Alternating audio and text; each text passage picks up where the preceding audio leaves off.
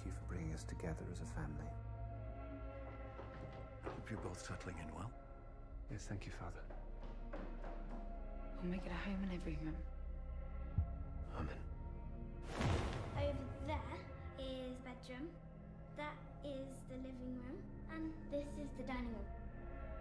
What's this room? You're not to go there. You're forbidden.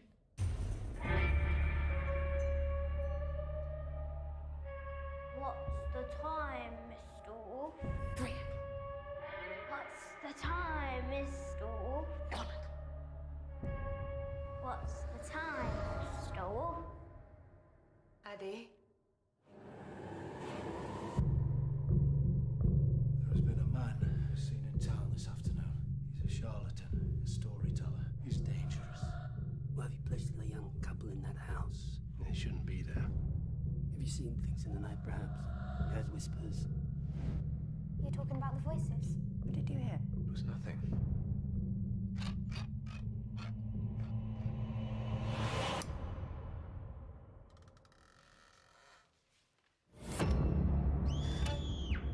They did unspeakable things in that house.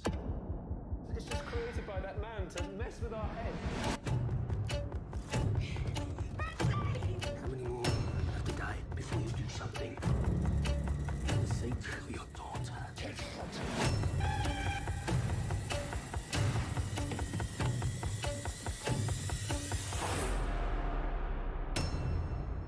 There's evil here.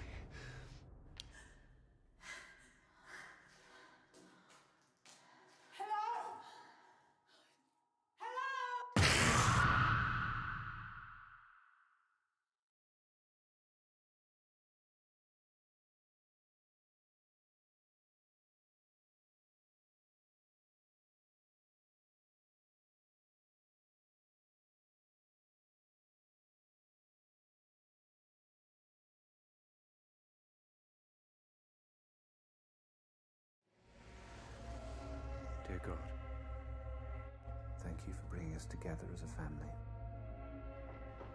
Hope you're both settling in well. Yes, thank you, Father. We'll make it a home in every room. Amen.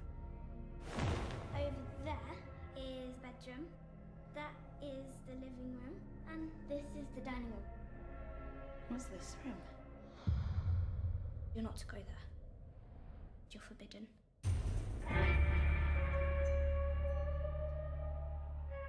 What's the time, Mr. Wolf? 3. What's the time, Mr. Wolf? 1. What's the time, Mr. Wolf? Addy? There has been a man seen in town this afternoon. He's a charlatan, a storyteller. He's dangerous.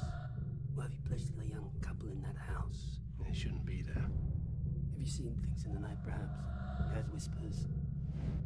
You talking about the voices? What did you hear? It was nothing.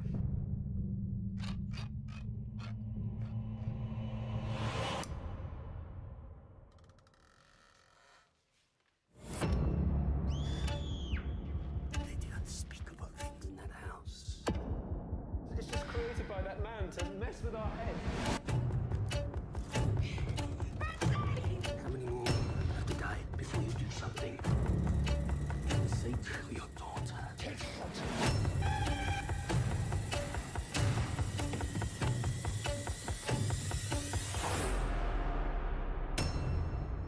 There's evil here.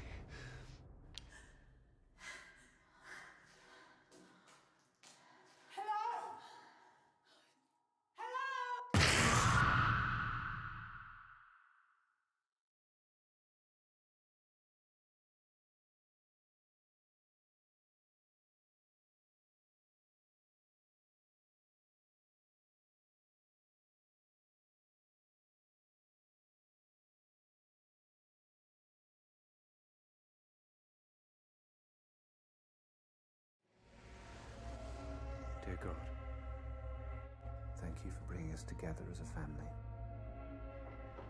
Hope you're both settling in well. Yes, thank you, Father. We'll make it a home in every room. Amen.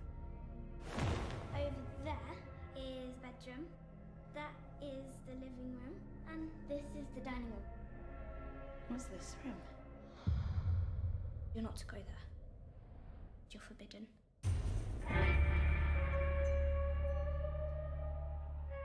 What's the time, Mr. Wolf? 3. What's the time, Mr. Wolf? What's the time, Mr. Wolf? Addy? There has been a man seen in town this afternoon. He's a charlatan, a storyteller. He's dangerous. Why have you placed a young couple in that house? They shouldn't be there. Have you seen things in the night, perhaps? You heard whispers? You're talking about the voices? What did you hear? It was nothing.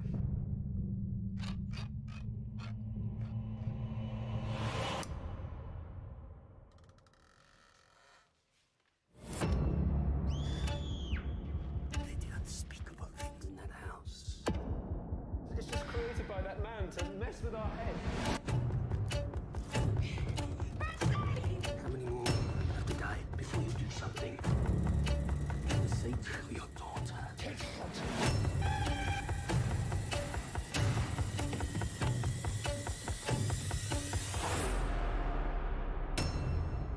There's evil here.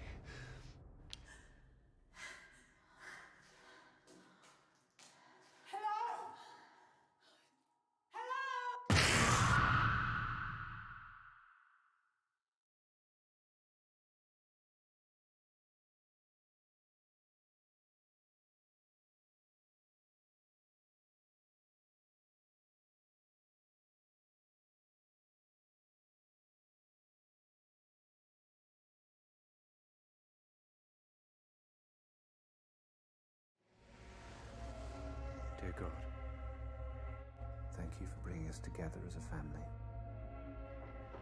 I hope you're both settling in well. Yes, thank you, Father. We'll make it a home in every room. Welcome to yet another edition of Dissecting Horror, the free virtual panel series brought to you by Dread Central. We've been doing this for a solid year now, bringing you some panels with the movers and shakers in the horror world, talking about a lot of great films that have been released over the past year. And today's no exception. We're going to be talking about The Banishing, which for those of you guys in the United States like me is currently available to stream on Shudder. Watched it for a second time recently. It is scary as hell. So really excited to be able to talk about it with our panelists. The director of the film, no stranger to horror fans, Christopher Smith. Hey. Hey, how's it going, guy? Good. Fan. Been watching, seen all your movies except for the one about Santa Claus because I don't really watch anything that's not horror. It's in my contract. It's actually it's a pretty dark film. People think as Christmas movies go, it's definitely the edgier. It's definitely the edgiest. So check it out next Christmas for sure. I might just have to do it, but the rest of the horror fans out there, you probably don't need me to remind you that this is the guy who brought us Black Death, Severance, Triangle, really, exploring diverse avenues of the same genre. There's some horror movies, they're all horror movies, but they all go in some really unique places. And The Banishing does too. So, congratulations on another hit film. We're also joined by the composers, Pablo, Clements, and James. James, how do you pronounce your last name? Griffith. Griffith. Part of the duo who together collectively make up the electronic duo Toydrum. Welcome, gentlemen. Hi, how you doing? Hey. Doing fantastic. You guys did the score, did the soundtrack for The Banishing, and it's absolutely chilling. Really glad to have you guys here. Really excited to hear about how you and Christopher worked together to, create such a fitting soundscape for this really chilling horror movie that I can't wait to dive into. Chris, first of all, I gotta go back to you. Got to geek out a little bit.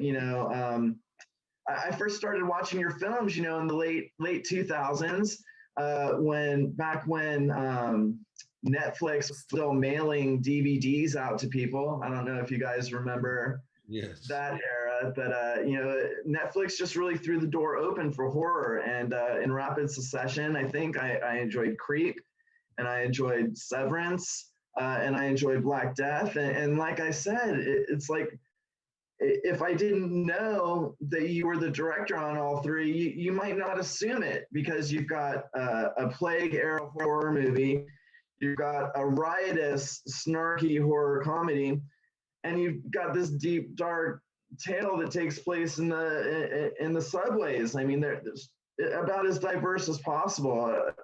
Just, I mean, I don't know if there's a question coming up, or if I'm just. I don't know. Oh, I mean, there's with time loops. I mean, you're nuts. You're all over the place. Yeah, I am. That's kind of it. I think it's like it all makes perfect sense if you, in the sense, you know, was it they say if when men make plans, the gods laugh, and there is no plan to any of those films in a sense of the structure, how they came about. It was, you know, I wrote Creep, and then someone said, look, there's this really cool script coming around for Severance. And then I wrote the script for Triangle. And it was always kind of like, let's just try and get the next one going. And before I knew it, it felt like a long time at the time, but suddenly I'd made 4. And they were all very different. But I think it's just the kind of, I get passionate about something. I mean, the way to look at it really is to say, include in that the Santa movie, you'll understand that these tangents can be very extreme, and it can go all the way over there. And that was so. So I think, I mean, I think I'm pleased when people say that. I'm very, very proud of those films, and I'm very pleased when people say they're very different, because I think there are recurring themes, but I definitely try to challenge myself every time with something new. Yeah. Well, let's talk about a few of those reoccurring themes. What are some themes that you enjoy revisiting? What's a common thread that we should look for? Well, I think if you look at Triangle as a sort of the obvious kind of looking inward and saying, I mean, that film came around about the time, and I always like to link them to stuff that was going on at the time. And if you think about all the torture porn that was going on, the kind of, you know, all the Hostel and even the torture scenes in Severance, Soul, that was all around the kind of first start of the Iraq war, and it was all a bit kind of, we were seeing stuff in the news, I think, and we were responding as filmmakers.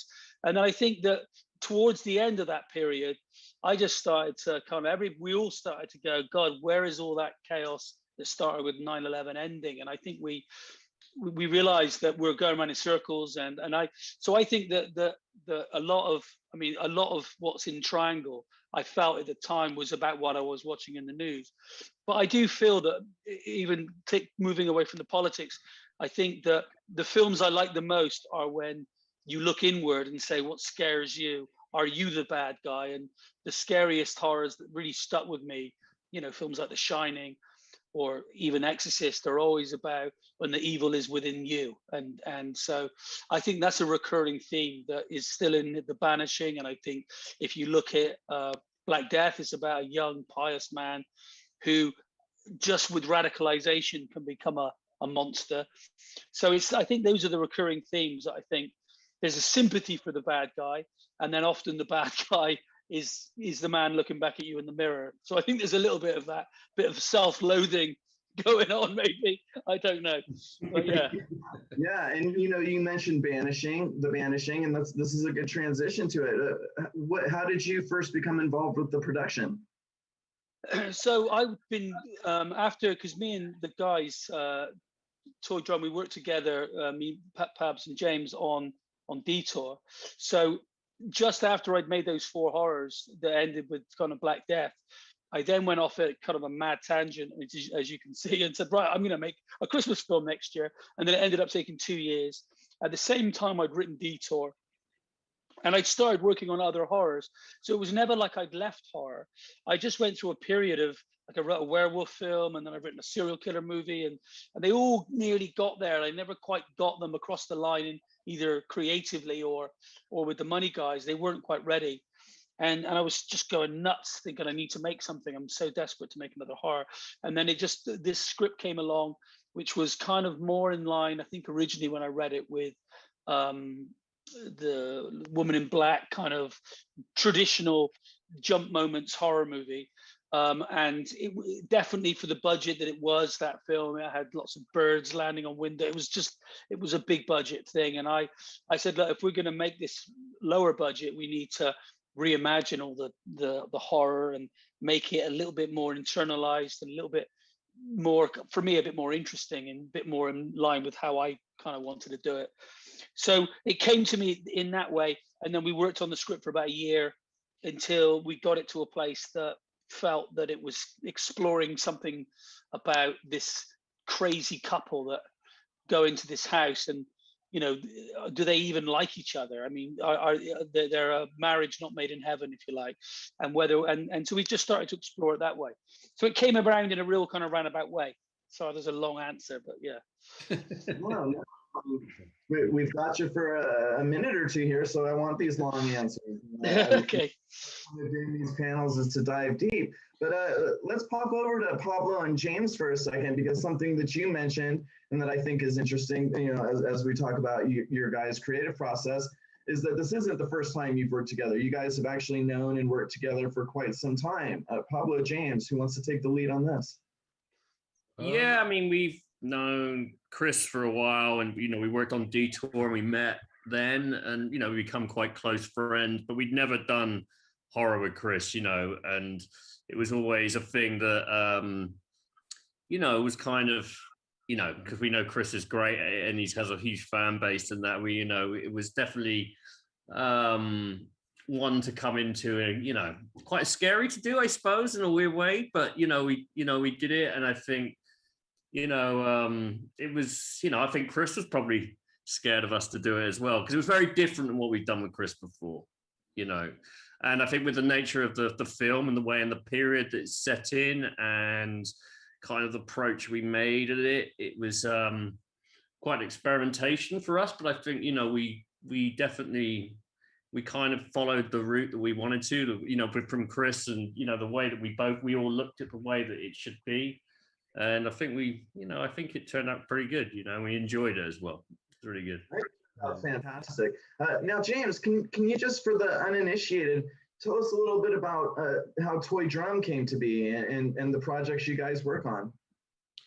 Toydrum, I mean, we first started, Pablo and I met when we were working with a band called Uncle, an electronic outfit. It's been around UK for over 20 years.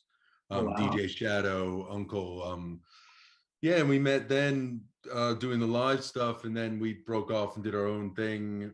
And then, yeah, it just sort of happened organically that we started doing score stuff. Actually, Detour was only our second film we ever did. We did a horror comedy called Prevenge. I'm not sure. Loved it. Yeah. We did that. It was one of our first features.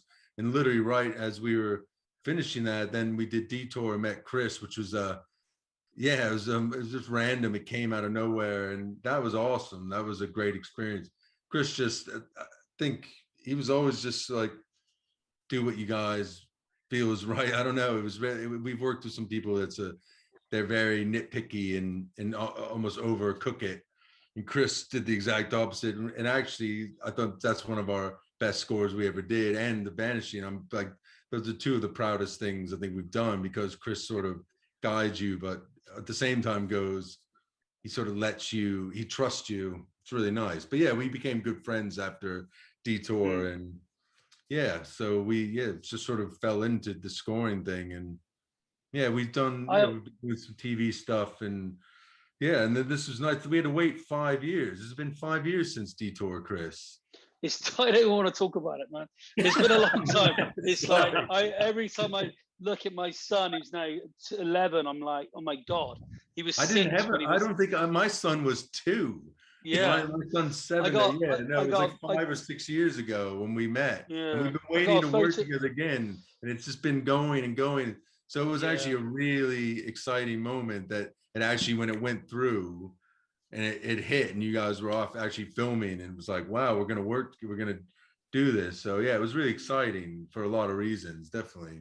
I was telling Pablo during our tech check before you hopped on that, and I don't think this is a spoiler without any context or anything, but the scene where the main character is stuck against the wall, the music, it's chilling. Yeah, it was so unnerving. It was like it was beautiful and haunting. Do you want to talk a little bit about your approach to that scene? How you guys created such a truly chilling soundscape for that moment?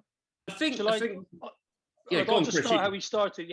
So the source of that was there was this amazing image of these women in a sanatorium / I guess it was an asylum, because these are Victorian pictures, and they were just scratching on the wall. So that's where the idea came from, about they weren't stuck on the wall. And so it then grew from that to me thinking, well, what if Jess looks behind her and sees basically, you know, herself 4 times, as if this recurring, again, it comes from Triangle, this recurring sense of herself. And then I think when I was chatting to the guys, I was trying to think the other day, boys, about what my initial kind of ideas were, because often I'll just say, I really like the soundtrack, for example, to Eyes Wide Shut, where it's just do do do do do do. It's just a very simple, repetitive thing, and I still do like. I mean, some of my favorite soundtracks from horrors are like Friday the 13th Part 2, that kind of. I think simple stuff often, and I would just say that to the guys, and then they wouldn't do that at all. They would do their version, or they would try. Often what people do, whether it be actors or lighting or whatever, they see me kind of get excited, then they translate what I mean. And that's why it worked really well working with you guys, is that you can translate that kind of note then, which was probably 3 or 4 things at once, and then transfer it into something, which is what you guys did. Yeah, definitely. Yeah, it was definitely that. I think this one was a little bit, because you had the sort of period piece drama side of it as well, instead of the straight, just balls horror thing. So it was trying to find that balance where it was just total scare. Because the scariest stuff is like, we're talking about Texas Chainsaw Massacre. It was just like someone hitting a spring reverb in like an echo chamber, you know, and like when the girl falls into the chicken coop in the first Texas Chainsaw Massacre, into that room. It's just sound effects. There's no music. And it's fucking scary. So that's always the scariest, but it's like, how do you blend that sort of almost, like that sort of weird period, like what the house is, this sort of moment in time with the horror. And I think it turned out well. I think your guides always rung true on that. I think as well with the cinematography, as well with the film as well. Like there's so much stuff that's juxtaposed in the way that it's shot, you know. And I think that's, as much as we wanted to do something that felt of the period, but also, you know, we used technology with the sounds of the period, and then at the same time, you know, because it was so juxtaposed, every shot would go bang bang. By doing what, you know, kind of flipping stuff with the music in that way would just help elevate them scenes, you know. And I think that's a fine example with the bit on the wall. It comes so bang after something that it's not, you know, kind of there, and that kind of is the surprise, I think, you know, and that, you know, that we enjoyed that, you know. I love how you said we use technology to create the sounds of the period, because something that I was going to bring up, you know, you guys are part of an electronic duo, but the score feels so organic.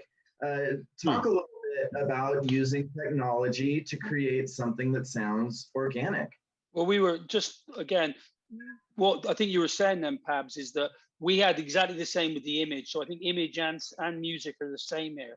What we did with them, we didn't want that kind of HD super clarity, which I think is, unless you're making kind of, you know, a massive, unless you're making Tenet, you know, which I think he shot on film, which I think he shot on probably 70 mil. So it's the bad example, but you don't want to see a digital image. And so we use these super wide angle lenses and so that they were vintage lenses, so it gives it that slightly kind of almost like old film, almost like a Hammer horror vibe. And then musically, we were very keen to, like, didn't we, James? It was like, we don't want to hear, if it's got to feel like they're kind of real instruments, and that's really difficult because we were on a budget. I don't know what you boys did, but you did a brilliant job of it. What did you use in the end?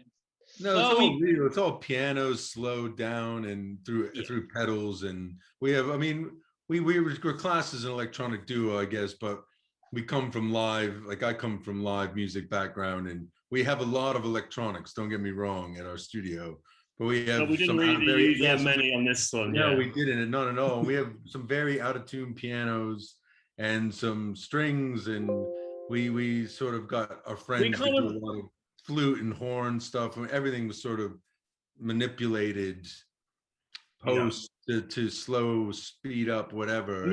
But it's all organic. I don't think there's any synths really in there, are there? No, I don't think there is. I mean, we were listening to lots of music. Manipulated some stuff on some apps. I'm not trying to give the secrets away. But we were listening to like a lot of. Pretty new. You were taking some taking tracks we'd done and then putting them through sort of sampler apps and sort of twisting them, and some of that almost sounds like 20s music, that era of music gone horribly wrong, kind of. Bad. Yeah. Yeah. I think that was some of the technology is how we used computers. Yeah, we used new technology with kind of old sounds, and then like, I mean, the craziest part about it is there's quite a lot of strings in there, but we had no one actually physically play to the score. We just took stuff that we had and manipulated them, and put them through the app. Yeah. Often there's often when you make films, I've discovered that we all talk about stuff like, here's some images, and we put them all over the office and then we never look at the images. We just put them over the office. That's what used to happen. And now what I do is go, let's have less images around the office and let's actually shoot and do the ones we see. And so, and that goes the same with sound. And it's like on Black Death, I remember I wanted the big fight scene with the swords to not sound like a samurai movie, to not have all those kind of ching ka-ching kind of noises. I wanted it to sound like a sort of historical, what it would really sound like, which is like a bunch of guys in a field doing a reconstruction of the American Civil War or whatever. Clang, clang, clang. And when I told that to the sound guy that that's what I want, he'd be like, yeah, okay, Chris. But then he would kind of secretly put in loads of sort of Kill Bill sound effects. And I'd be like, no. You've literally got to take them out because the film will feel more real if you do. And I think what we did was we kind of, there is that sort of, you can tell when the people you get on with creatively, when stuff sounds phony. And it's the same as a performance, or it's the same as a lens. If it's wrong and you know half what you're doing, it's obvious. Don't you think, James? It's like you feel it. If it's the wrong sound, and that's why I think the guys, they just used out of tune pianos. Who could have thought of that? I wouldn't. Yeah, no, it's like what? Pianos and out of tune strings and So most stuff is out of tune, but that's not always. We try to say we meant to do that. That's just us because we get lucky because everything's out of tune. We can't afford the piano shooting. We're just shit at tuning things. So this is actually a perfect movie for us. No, it did. I mean, it looks amazing. The film looks brilliant. So, visually, anytime you get something that looks like that, it always inspires you to do things that work in that way. So, and when you came down and we were just playing stuff and messing around, it was immediate like, oh, this is going to work. I think, Chris, you were really excited, and the references you had given us really, really worked. It was right on the right path. Page, and that's how you were able to do this collaboration. You said the film's beautiful, and it absolutely is. And Chris, you've mentioned it twice, that you were working with a budget, that you might have felt constrained. But I just want to let you know, just in case it's a source of insecurity or anything, that the film doesn't look wanting for anything. It looks fantastic. So it doesn't. Oh, thank you. Like No, I think what it was is that I'd done some in between. I'd been doing sort of TV stuff where I just had all the toys, and and even when I did Creep, I had it was a bigger budget. I had more toys. I had a Steadicam whenever I wanted it, or I had this or that. So actually, again, knowing we didn't have those things, we just went, right, okay, we have to approach this differently.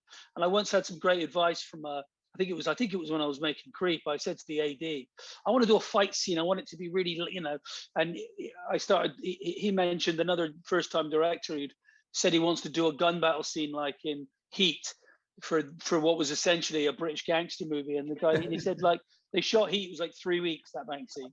You've got an afternoon to shoot this scene. And so we learned very quickly that the way to try to find a language, a visual language that you can do in the time. But obviously when it comes to horror, yes, you can do moody, cool shots, and you can have dinner table scenes that are, we inspired by Kubrick.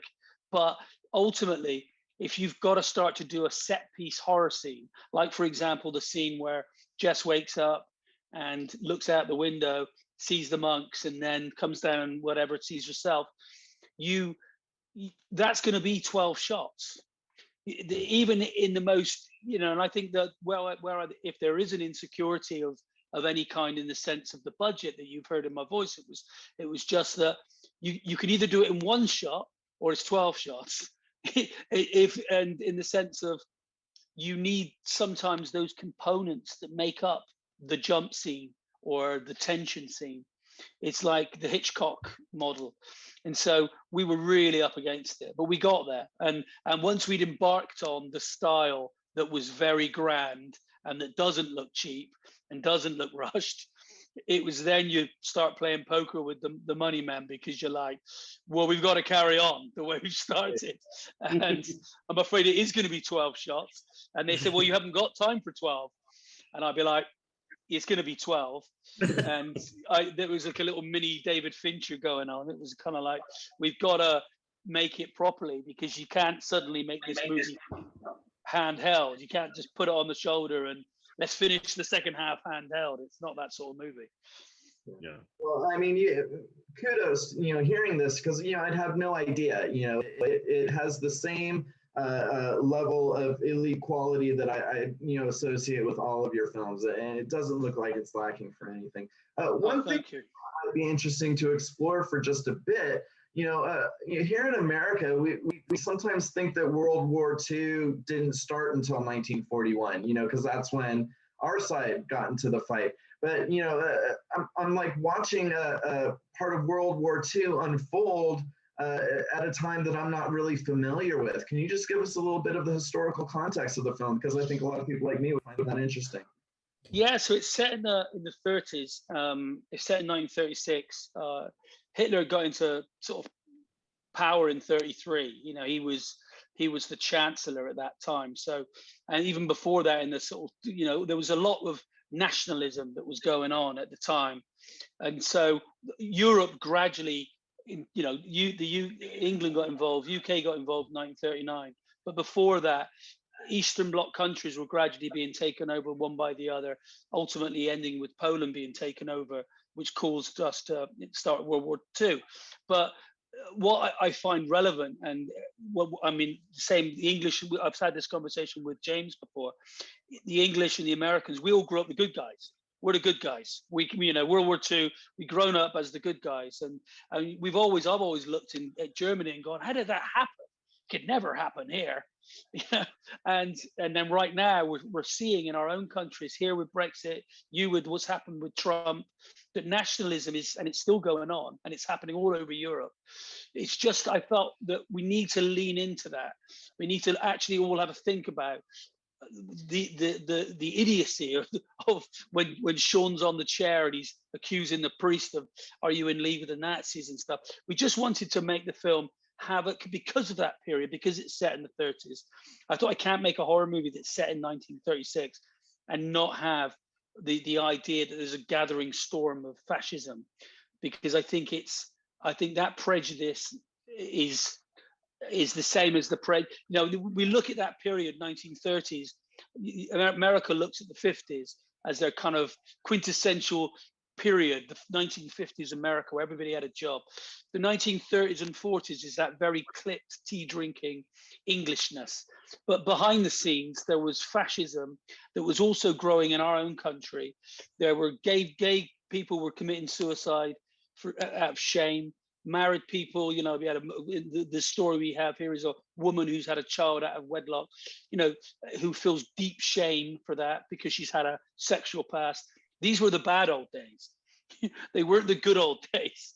And I think I just wanted to lean into that a bit on all angles, whether it be, you know, the fascism and, you know, and just scratch below the surface of that relationship and say, actually, these are the good days today. And, you know, stop with all that harking back to the good old days bullshit. I appreciate you giving us some background, because that definitely adds, you know, to my understanding of film, my appreciation of it. You know, we've mentioned Jessica Brown Findlay a few times, but you know, she just deserves so much praise too. Wish that she could be here, but you know, at the very least, we can just talk about how she really nailed it. You know, what I loved about her and her character, you know, I mean, you have a lot of Gothic tropes. This is clearly a Gothic film. And normally the Gothic heroine is always second guessing herself. Is this real or am I crazy? But her character never second guessed herself. She never allows herself to be gaslit by the male characters. And I just thought that was really unique and a really bold move, you know, for your stereotypical Gothic heroine.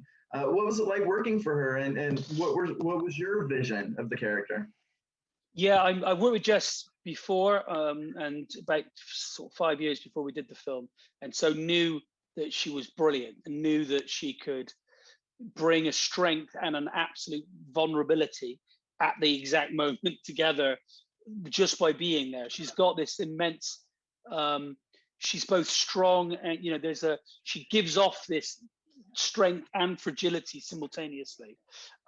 She's very honest emotionally. We get on very well for that reason. I'm the same. I'll just tell you what I'm thinking, and she will. And she's not holding her cards against her chest, you know, and I think I don't do that. And she's obviously on the screen and has had to learn the hard way but she's not policed herself like some actors that get conscious of not wanting to put themselves on the screen. She definitely does put herself on the screen. I think we wanted her to, we knew that we were dealing with mental health issues in the film. We wanted it to be, again, in that period, there's a sense of shame for that. There still is today, tragically. So she wanted to present someone who, because she has a daughter, is going to try and muscle her way through a bad marriage to keep it together. You know, she's clearly married out of convenience for her daughter, for her place in society. So she's stoic, you know, so we just didn't want her fragilely running up to everybody for help. And also, who can she run up to? You know, her husband's just an ogre.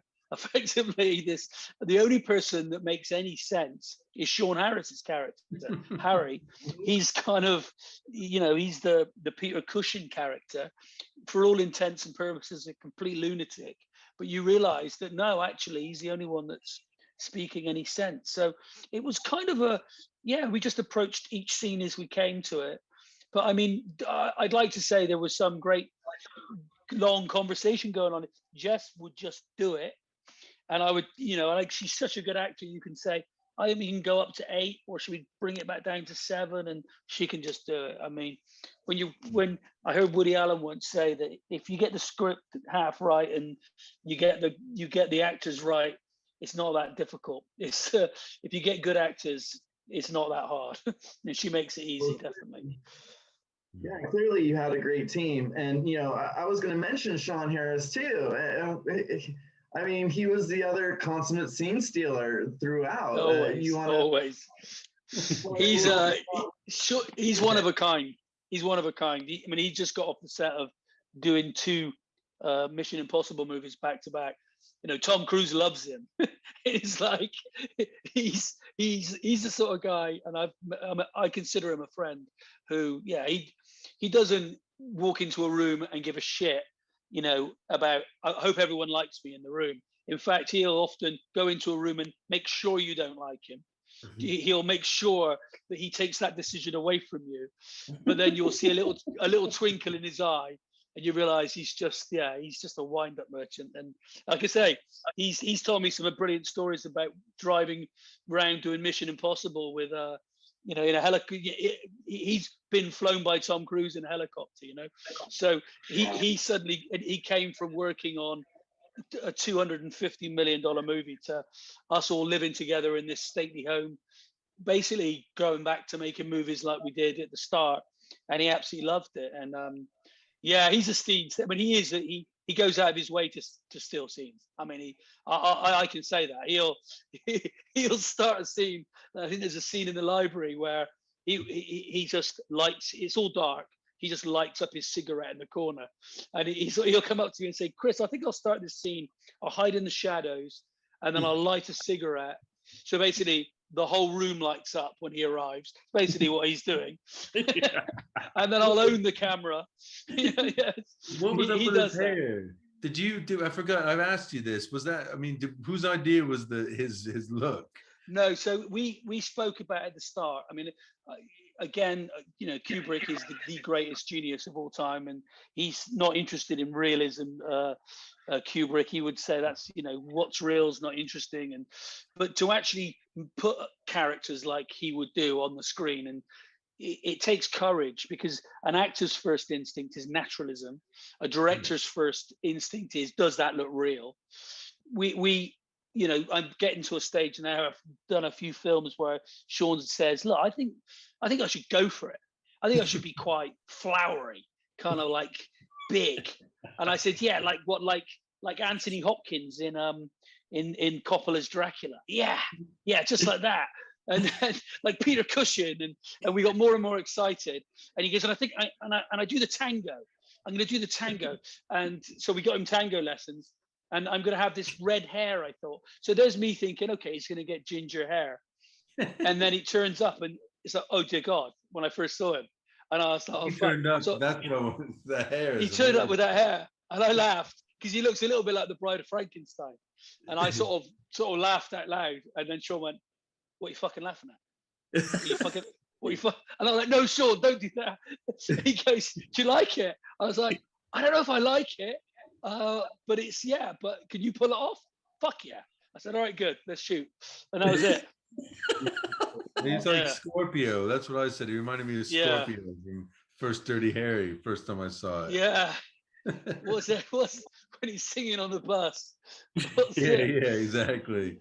It was just something about his hair. It was just everything, just a bit. Everything was off. But yeah, I was like, "Oh, it's Scorpio." Yeah. And the scene in the bar too, where he ends up standing on a chair. Yeah. No, he just does that. Yeah, he's like, you know, but that, you know, he works very, very hard, and so sometimes you'll do something and you've got to give him a note, because if you don't give him a note, you'll get the fear that you're scared of him and not giving him a note.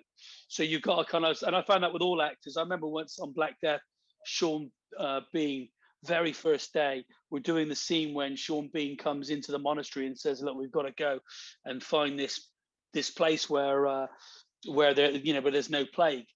And he does this brilliant take on the very first take, and he comes up to me, he goes, "Oh, Chris, you know, he's done 2 takes, 1 and 2. He goes, which one do you prefer?"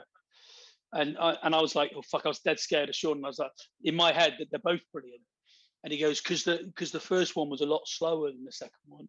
And I went, "I think you should do it like the first one, because I don't think your character would rush for anyone." And he went, "Oh, good." And basically, it was the first thing I could think of to say to give him a note, because they were both brilliant in truth. But I realized in that moment that what actors, you have to have an opinion. It has to be right, because if it's wrong, you're fucking dead with someone like Sean. And you have to be honest. And yeah, so I think, but he tests that in you, Sean, in a sometimes fun way. But it's like, it was pretty intense. I mean, you know, obviously when you have that lovely scene when he's had his face all smashed up and he's got blood all over himself, his teeth are all smashed up, and some actors wouldn't want to look that grotesque. in terms of how the makeup's done. With Sean, you got the opposite problem. You know, with Sean, he's not going to let the stuntman do the stunt for him. He's going to want to be beaten up by the actors, and so you've got he's in that sense he's scary, which I think is why Tom Cruise loves him. That's tremendous insight. So you're really loving it. Why don't we take some questions from the people watching the stream here? Got questions for all of you. First one's for Chris here. Talking about the Banishing, what was the most difficult scene for you to shoot and why? I think, again, I mean, they're not hard scenes in the sense that nothing's difficult if you've got a Kubrick schedule. It's the easiest job in the world. I mean, you're only dealing with the pressure of the money man, and ultimately, will anyone watch it? I think the hard thing is finding the time to do it the way you want to do it. I think all of the stuff that happened at the end of the movie when Jess is kind of tied down on the, I want to get into it, all of that stuff, which I mean, how do I say this in the right way? It's really difficult when you've got basically non-actors in suits playing monks, and you've got a girl tied to a plinth acting her heart out. If you're all actors in the room, actors, there's a sort of, I mean, and these guys were great, but often when you're dealing with actors that aren't in speaking roles, sometimes you'll get either young actors or you'll put even extras in the thing. And so it's often things are difficult because the scenario and the level that Jess is reaching in the scenes are deep and dark, and you want to put her opposite Sean Harris, for example, and sometimes it's hard enough acting, let alone having, you know, guys holding booms and then you've got a couple of extras in monk suits. You know, I'm conscious to keeping it feeling real. But yeah, and I think all the scenes with the little girl were all really easy. I mean, you'd think they would be difficult. She was just brilliant. So I think possibly when you start dealing with stuff that's about, you know, sexual assault and all that stuff that we're digging into, really, and that was quite traumatic, I think, in terms of creating the right vibe on set. Definitely. Absolutely, yeah. And you definitely want to be able to shake it off after you say cut and leave that behind. Here's one for James and Pablo. What was the oddest instrument or sound you used for the Banishing score? Honest? No, light up. No, I'm kidding. Oddest. Oddest, not honest. What? It's not like it's not. It's not. Be honest. Did you use a guitar? It's not that, Pabs. Be honest. James, what did you say? The Oddest. No.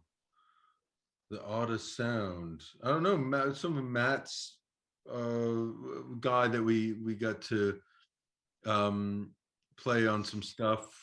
I don't know, some of his weird flute stuff. I don't know. I'm trying to think. That's not an odd instrument, the flute. The triangle is an odd instrument. Yeah. Use the triangle, because that was, I always remember in school, the triangle. Has that ever been used in the score, do you think, the triangle? Yeah. Yes, I got it. Possibly. Someone's going to write in now on your thing and say, yes, Chris, it was in the Shining, you idiot. I don't think there was any odd instruments really used. It was just the way what we did with them was what was odd, I guess, if that makes sense. So I mean, this dog's in it one bit. Yes, Tilly's in it one bit. There's barking. There's I think the out-of-tune strings were really interesting. Yeah, strings, horns, flutes, and out-of-tune piano. But I think it's the manipulation, which is odd. I mean, using sort of guitar, running everything through echo guitar pedals and all kinds of stuff to mess. You know what's going to happen, James? Because you guys did such a great job with the score. You know, it will be like, and they were like, Chris, trust us, we can do horror, man. Trust me. I know you can, guys. I know you can. Now it'll be, oh, those are the horror guys. They've done Prevenge and they've done the Banishing. Now you're not I love it. You're not going to get a searing drama, guys. You're going to be another horror guys. Serious. We've been doing comedies before this. Rather be doing horror than then Definitely. yeah, Syrian drama, anything that you can just, like I said, I'd go and bang that fucking piano with a hammer any day and make some crazy noises to scare people. Oh, the score, by the way, the score is out in Invada on digital. If anyone who asked that question wanted to hear it. Yeah. Sorry, I had to do it. You know, the guys, they're good people at the record, at the label. So, anyways. Yeah, no, that's good to know. So you can go out and buy the soundtrack for yourself. You know, you just mentioned, you know, you guys are kind of new to horrors. So here's another question for the Toydrum boys. Did you, were there any horror soundtracks that you researched, or was there anything that impacted you or inspired you when you were working on the score for The Banishing? Yeah, I mean, I'm into lots of soundtracks. I mean, I buy a lot of old rare records, and you know, like a lot of old Italian soundtracks and things like that. You know, obviously Goblin and you know all of those kind of things that are very. But I think with this score, they're the things that we always kind of you want to do, and I think we have done that before. You know, like Prevenge and things like that have had that. This score was very different in the way that we approached it. You know, and it definitely wasn't trying to be an homage to something that we knew, you know, in that way. So it was, you know, we were, like we say, kind of contrived to the kind of the era and kind of staying within that bubble of it, and then just seeing how we could play within that. And it's quite good. You really push the boundaries when you keep everything closed, you know. So yeah, you know, there's a circular thing to the film. There is it's very much like, and again, this goes back to the 1930s and what I was trying to say about today. The film is about making the same mistakes again and again and again. She's done it, the house does it, and I think the music is, that's why I mentioned that Eyes Wide Shut thing at the start. That repetitive, although always different, there's something about the inevitability. And it's, again, the title of your amazing website, it's the dread. It's so many movies are absent of dread, and they can be brilliant rides of, you know, some films are just dread. you can see films by David Lynch that are just dread. You know, there's no jumps, but you feel ill. And I think that the music does create a sense of dread, and I think that's the greatest compliment I can give it, I think. But I think, I mean, like, I think as far as researching, I don't think that we never want to research anything musically too close, because then it might seep in and you end up ripping something off and you don't even mean to. And I think, Chris, yeah, Eyes Wide Shut, The Shining were two things you just mentioned. And I think it's that you might have a little listen to some stuff. You watch the movie again and go, it's more maybe of how the music works to the picture. You might sort of pick up on it, unless oh, I want it to sound like that musically. It's more when Chris is referencing something, maybe what it's doing to the film, and that seeps in. So yeah, The Shining, just those ones for this, I think Eyes Wide Shut, Shining, that repetitive kind of thing. And but nothing, there's a simplicity, isn't there, that we tried to dive in and actually, like you said, you know, not try to make our score sound like that score. Nothing like that. But, it was just a starting point. Yeah, exactly. And it was like, here are things I remember from soundtracks, and they're often one note, kind of ding, ding, ding, ding, ding. It's those sort of things that I really stay with you. One note, just bang, bang, bang, bang, bang. Simplicity. Yeah. I mean, You guys, you know, all have like this common language when you use these other examples as a starting point. And, you know, now when I go back and rewatch and re-listen, I'm sure more of those elements will come out. Got a couple more questions.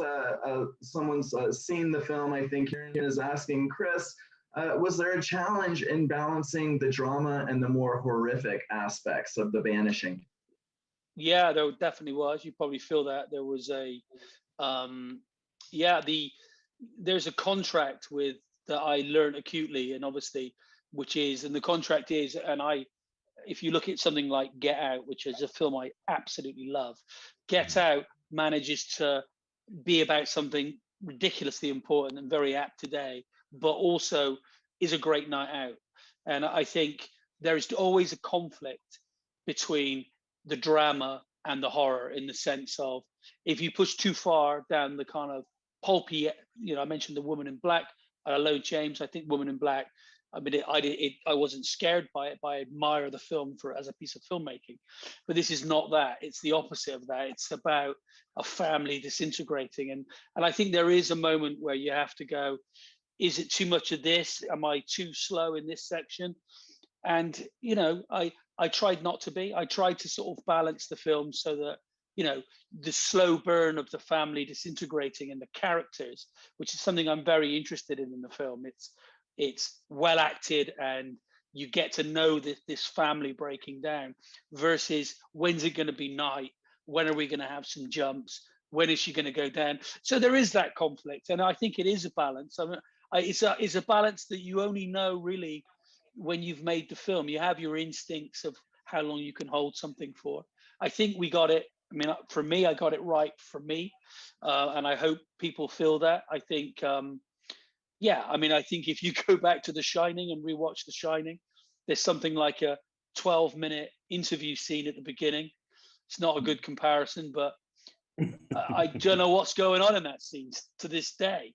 It's genius. You're just getting interviewed for a job.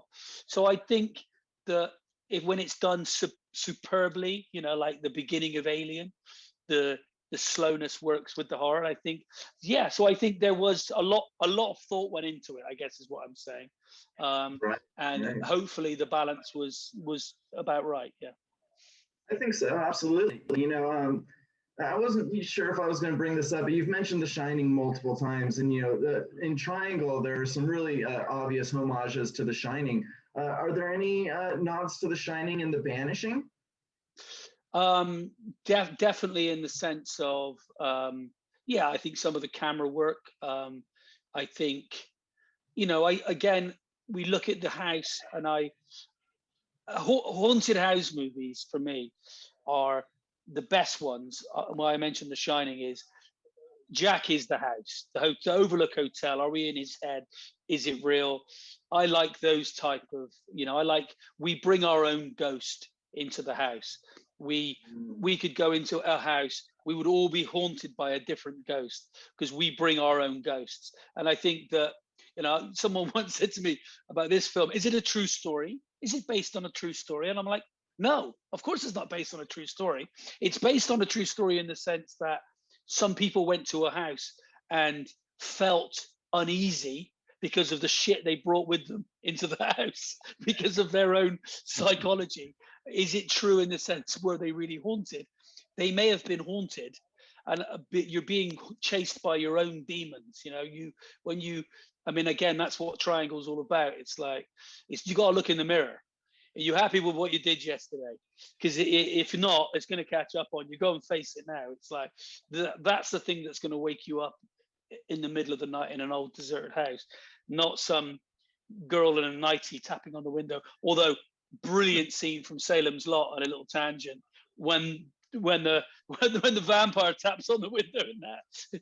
If we did Sean Harris tapping on the window, it would be scary. But I think no. I think that the similarities are in the sense that the characters are bringing their own ghosts and demons into the house. I think it's the biggest one.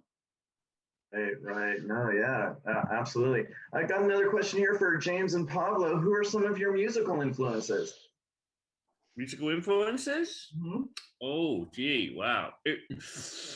We have such a broad spectrum of influences, I think. That's kind of a crazy. When it comes to soundtracks, we listen to everything. And, I come from I suppose when I made music, I come from a background where I used to kind of make hip hop records. So it was all about sampling rare, obscure music, so it can be anything from, krautrock to Polish jazz to whatever, and I think that's where you start making records and then you end up getting into them records, maybe, so, but I think today we're into anything from electronic music to the OCs to, like whatever really, so what's going on. We have a very broad spectrum different things that we like, and Yeah, even to hip hop, and depends what mood you know, you're in. and anything that's kind of going around that kind of tickles our boat, just stuff that just pushes the boundaries a bit, really. I think, you know. I think my earliest music memory was Van Halen.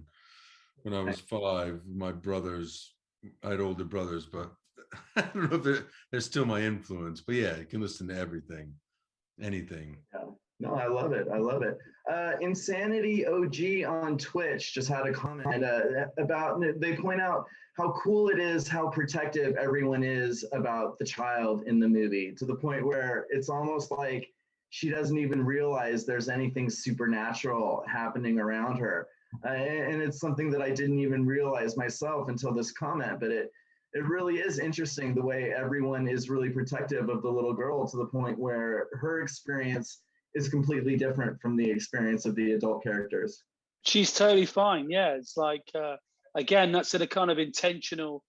It's the idea that she's yet to be damaged by herself and by all the adult shit. And so even without giving too much away, she's not even haunted. She's just, she's all right. And I think I think that kind of, that's, if anything, is Poltergeist for me. That kind of would be my big input there. I feel the same way, you know, Poltergeist. I watched Close Encounters the other day again. The little kid that goes out and looks at the aliens, you know, is just totally fine with it. So I think, you know, the idea that, again, the big thing is children aren't judgmental, and the husband is judgmental because the wife has a past. The wife is judgmental up to herself. The child isn't, and I think that's the key to it. So thank you for that great comment. That's made me happy. That's cheered me up. So. Very astute. Here's an interesting question from Mike Klettenberg, who submitted this on Facebook. Chris, who is the most heartbreaking character in The Vanishing? That's a good question. I think, well, apart from the woman in the cellar, I think I would say probably Sean's character, Harry, because he is like a modern person in a sense. You don't know, he's heartbreaking only to other people, not to himself. He is happy in where he is. Does he do drugs? Is he straight? Is he gay? He's not judgmental. He's a fish out of time in a way. He's kind of like, he's alone, I would say. And I wonder whether that's the most tragic person in it. Someone who can't even interact. I mean, he's alone.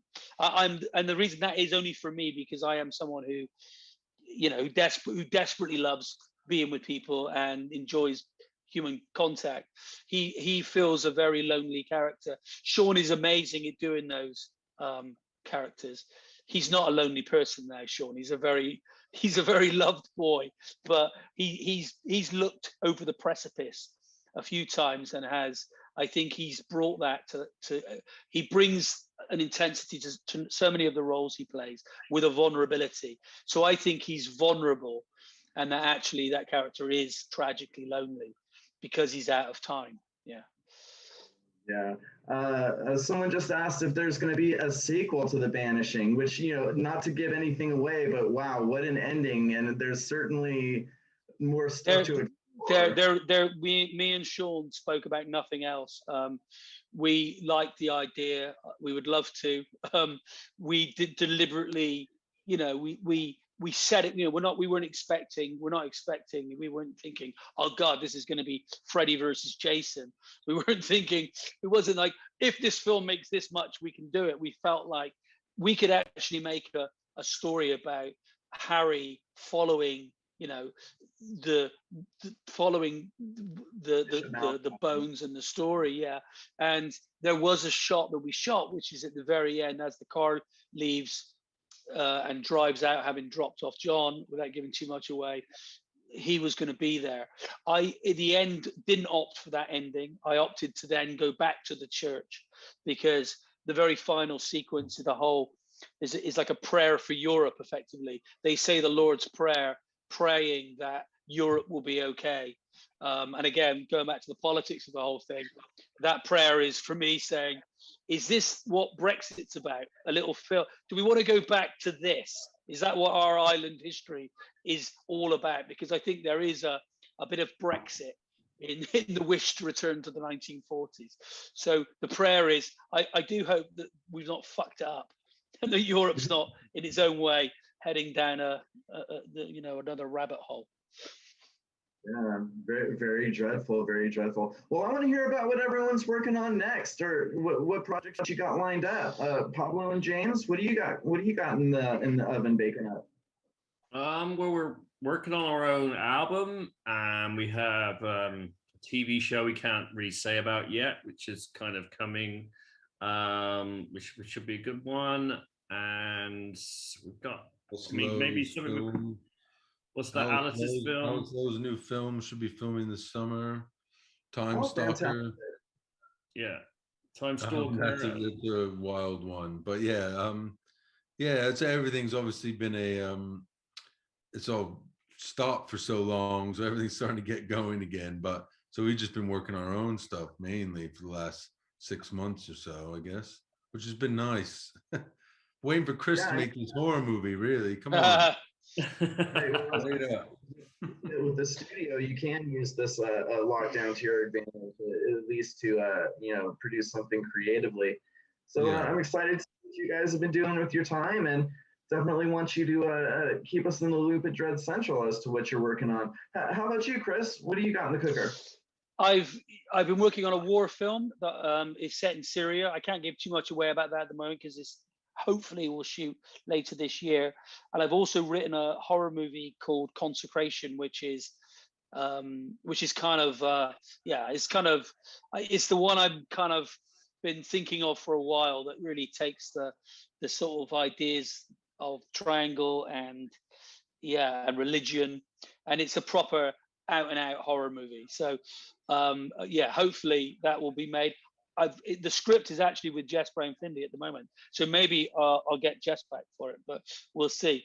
But that's the news for Dread Central. Definitely is a big horror movie with, I think, one of the greatest scenes I've ever come up with. I can't share with you yet, but I kind of was watching an old Polish movie called The Valley of the Bees, for any people that want to explore it, and there's a superb scene in that which I have to sort of reimagine. So that's my source material. So it's called Consecration. I can't wait to check it out. It sounds really exciting already. This pretty much brings us to the end of our time. I want to thank you for tuning in. We're in very different time zones and everything, but thank you so much. Before I go, though, I'd love to just go around and let everyone kind of give some final thoughts about The Banishing and tell people why they should be excited to check it out. Let's start with you, Pablo. It's a scary little movie that will kind of shock you all the way, I reckon. So enjoy it. I think you're right. James, final thoughts on The Banishing? Yeah, I think it's a slow burn, scary, beautifully shot film. So so I think it has its own world that has been created by Chris. So check it out. Yeah, I think that's right. I think it's what we're most proud of. I think what I'm most proud of is it's his own little universe, and it operates in its own little way.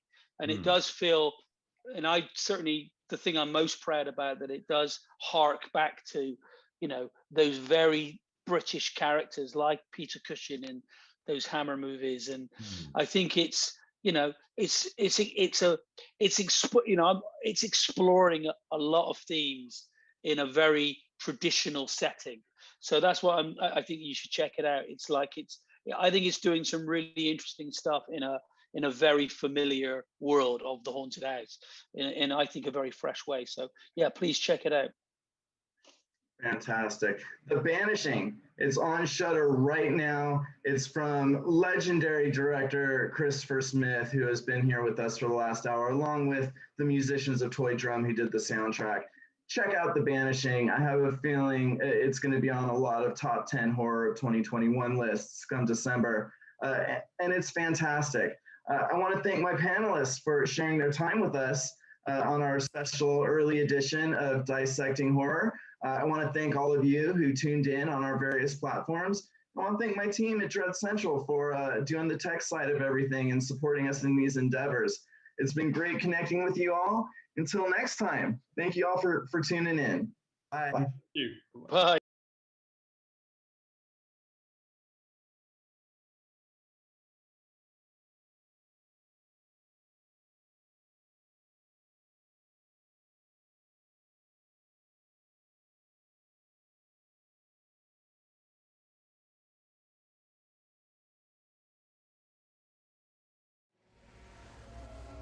Dear God, thank you for bringing us together as a family.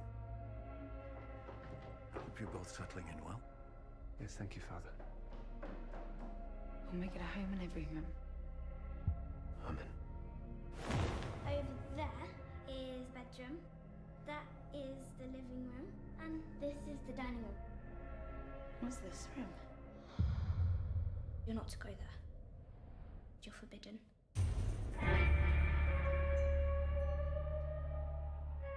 What's the time, Mr. Wolf? 3. What's the time, Mr. Wolf? 1. What's the time, Mr. Wolf? Addy. There has been a man seen in town this afternoon. He's a charlatan, a storyteller. He's dangerous. Why have you placed the young couple in that house? They shouldn't be there. Have you seen things in the night, perhaps? You heard whispers? You're talking about the voices? What did you hear? It was nothing.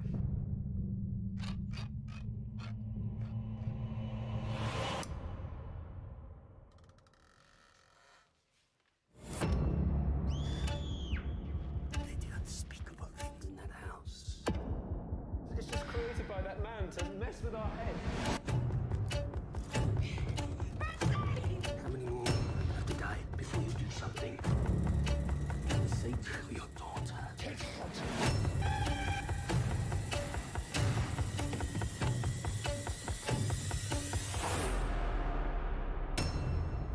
There is evil